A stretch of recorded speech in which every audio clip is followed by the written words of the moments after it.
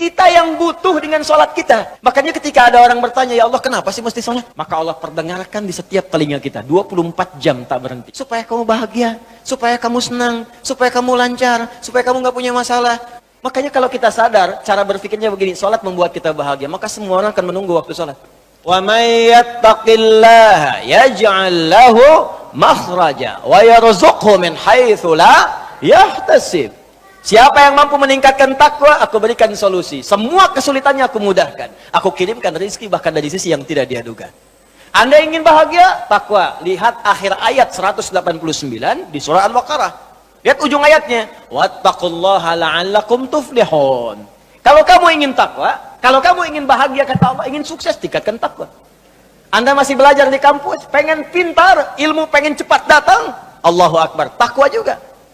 Buka Quran surah kedua di akhir ayat 282, paling kiri sebelah bawah, persis paling bawahnya. Wattaqullah wa yu'allimukumullah. Tingkatkan takwamu kepada Allah, aku tambahkan pengetahuan. Datang min ladunna ilma, dari kami, makanya disebut ilmu laduni.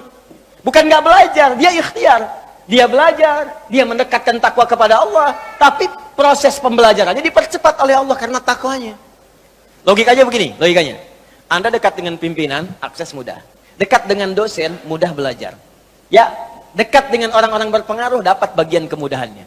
Anda dekat dengan Allah, apa yang tidak mudah bagi Allah? Bukankah Allah Razzaq, pemilik rezeki? Bukankah Allah Alim, pemilik ilmu? Sekarang ada orang dekat dengan Allah, ya gampang Allah kasih segalanya. Makanya orang dulu Pak, orang dulu itu punya keistimewaan sampai taraf nomor 5. Orang pintar sekarang dari segi ingatan cuma 4 bagiannya. 1, cepat ingat, lambat lupa. Cepat ingat, lambat lupa. Yang kedua, cepat ingat, cepat lupa. Yang ketiga, lambat ingat, lambat lupa. Masih agak lumayan. Yang keempat, ini yang susah. Lambat ingat, cepat lupa. Ingatnya lambat, saya udah nangis sejam lebih nih. Paham? Belum. Begitu paham, keluar masjid lupa. Tapi yang kelima, ini yang sering saya sampaikan, hampir jarang sekarang ada. Cepat ingat, sulit lupa. Jadi mau lupa itu susah Pak. Bukan mau ingat, mau lupa susah. Saking gampangnya ingat, sekali baca ingat, seketika.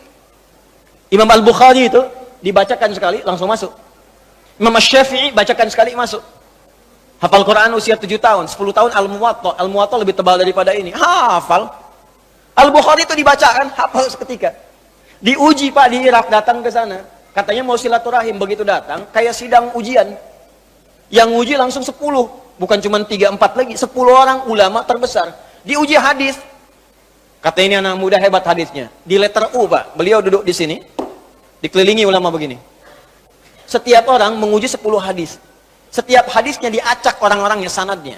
Matanya diacak, sanadnya diacak, isinya diacak, sanadnya pun diacak. Setiap orang. Begitu satu orang menguji dengan 10 hadis, silahkan. Apakah menurut anda hadis ini benar? Kata Al-Bukhari, sebentar, teruskan dulu 10-10-nya, biar sekalian. Teruskan 10-10-nya biar sekalian. 10 kali 10, 100. Begitu selesai kemudian, diulang dari awal sampai akhir tanpa salah sedikit pun. Yang ini sanadnya benar tapi matanya salah. Yang ini matanya benar tapi sanadnya salah. Ini ada yang ketukar, ini bagian ini bukan ini bukan ini, bukan ini. Semuanya. Sampai diakuilah, kemudian ditetapkan pada saya itu dengan Imam Muhaddithin. Al-Bukhari. Nabi bukan, Rasul bukan, dipercepat oleh Allah. Jadi kalau takwa itu sudah meningkat, apa rahasianya? Takwa meningkat, datang semua ini. Sekarang kalau anda tanya, amalan takwa itu apa? Pertama sholat. Sholat Pak. Makanya ketika Allah memaksa kita untuk sholat dengan hukum wajib, sebetulnya bukan ingin membebani Pak. Saya sering sampaikan kalimat ini, kalau orang paham hikmah sholat, dia akan tunggu dan rindu dengan sholat. Karena tahu setiap menunaikan sholat, bukan beban kewajiban, bukan bebannya. Allah nggak butuh dengan ruku anda, dan Allah tidak butuh dengan sujud kita. Kita yang butuh dengan sholat kita. Makanya ketika ada orang bertanya, ya Allah kenapa sih mesti sholat? Maka Allah perdengarkan di setiap telinga kita, 24 jam tak berhenti. Ya, telinga bahasa Arabnya udhun, jamaknya disebut azan. Maka ada azan yang dikumandangkan setiap hari. 5 kali dalam setiap pergantian waktu. Subuh ganti ke siang, zuhur, azan lagi. Ganti ke asar, azan. Ganti ke maghrib, azan. Bahkan mau malam pun masih azan, diperdengarkan. Yang paling dahsyat, azan tidak pernah dalam waktu bersamaan semuka bumi. Selalu ada perbedaan. Tanah Kusir azan, tiba-tiba Jakarta sana azan. Jakarta selesai masuk Tangerang adzan, Tangerang adzan sampai ke Serang adzan, Serang adzan selesai Banten, Pandeglang adzan. Terus, ternyata semuka bumi 24 jam adzan tidak pernah berhenti. Apa itu adzan? Bukan sekedar panggilan, tapi kalimat yang ingin disampaikan pada setiap orang yang mempunyai telinga dan pendengaran. Adzan. Ketika diperdengarkan ada syahadat, Allahu Akbar, Allahu Akbar. Makanya tidak sedikit ada orang-orang itu, Pak Ibu sekalian, masuk Islam karena dengar adzan. Dulu pernah ada orang cuma nonton, dia kuliah tuh di luar negeri. Ya. Kemudian di flatnya itu bukan cuma orang Islam, ada temannya non Muslim. Yang Muslim ini bagus nih, bisa dibiasakan. Dia terbiasa dengan hal-hal Islami. Bahkan tayangan TV pun dia putar yang channel One itu dari Mekah tentang sholat, baca Quran. Ini bisa kita biasakan. Ke kantor, kalau sedang senggang baca mushaf, baca hadis. Mungkin bagi sebagian orang dengan izin Allah dapat hidayah lewat kebiasaan kita. Begitu sedang membuka tayangan itu, muncullah sedang sholat isya, tayangan persiapan sholat isya langsung dari Masjidil Haram. Yang non muslimnya tiba-tiba datang, yang muslim itu cuma iseng nanya begini, kawan, menurut kamu berapa jumlah orang yang ada di masjid itu? Temannya bilang begini, ya mungkin 1.000-2.000 lah. Ya. Apa jawab yang si muslim ini? Ada di sana sekarang setidaknya 500.000 orang sebelum dilakukan perluasan. 500.000 orang. Pertanyaan kedua, perhatikan kalimatnya. Menurut kamu, berapa lama waktu yang dibutuhkan untuk membuat mereka semua rapi seketika? Dia berpikir sejenak, kemudian dia jawab, mungkin seminggu 2 minggu kayak. Seminggu 2 minggu, sepekan 2 pekan.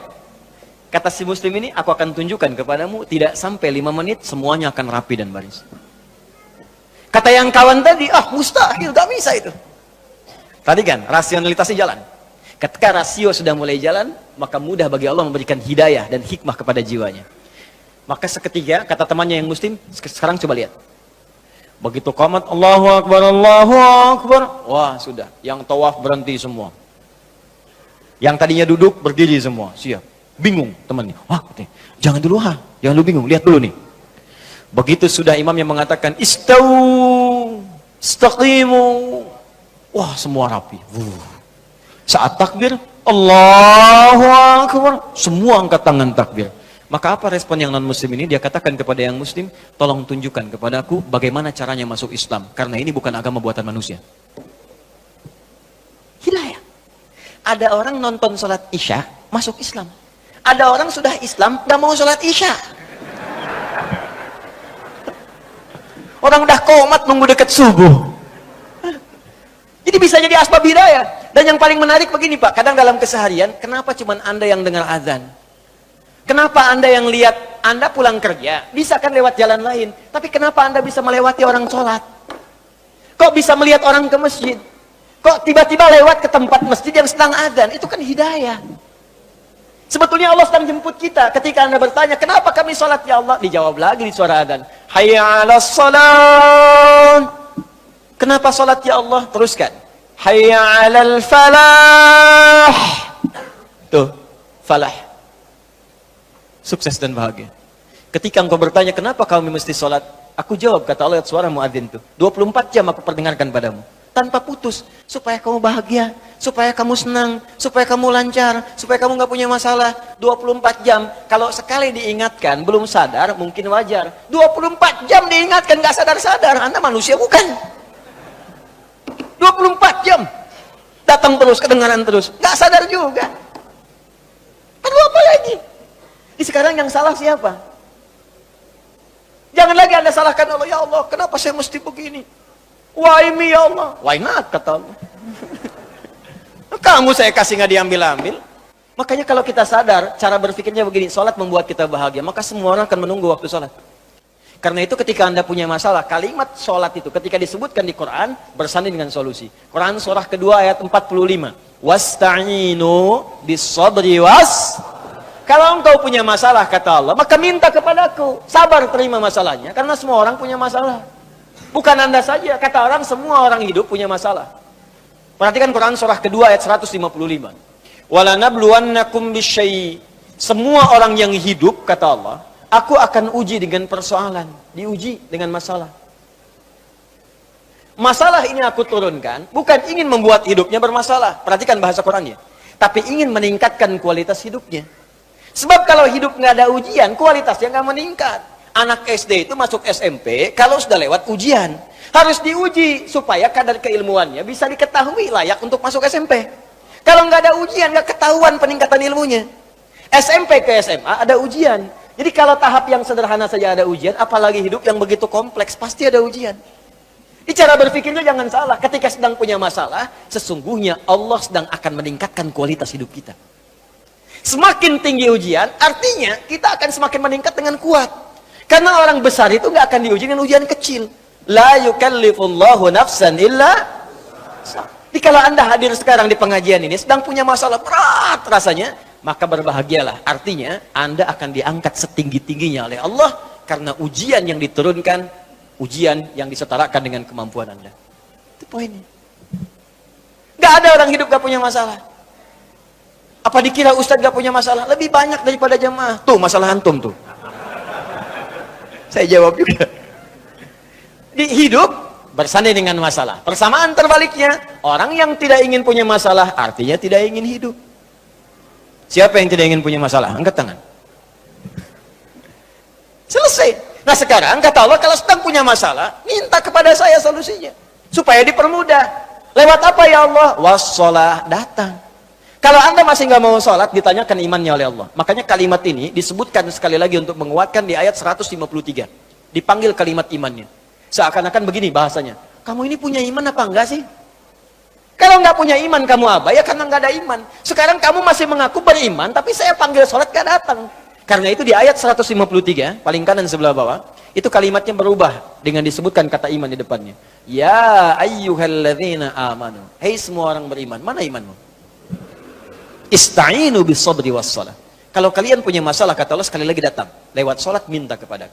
Makanya kalimat ista'in dirubah menjadi kalimat permintaan, berubah jadi nasta'in. Saya tanya pada Anda, apakah kita mengucapkan kalimat nasta'in dalam setiap sholat? Berapa kali kita ucapkan dalam sehari? 17 kali. Iyyaka na'budu wa iyyaka nasta'in. Hadis kuncinya mengatakan, ketika seorang ibadah benar bacanya, membaca kalimat itu, benar salatnya, sampai di kalimat itu, maka jawaban hadis kuncinya, hadza baini wa baina 'abdi wa li 'abdi ma sa'al. Ini perjanjian antara aku dengan hambaku, maka apapun yang hambaku minta sampai di sini, aku akan kabulkan selama itu dia butuhkan.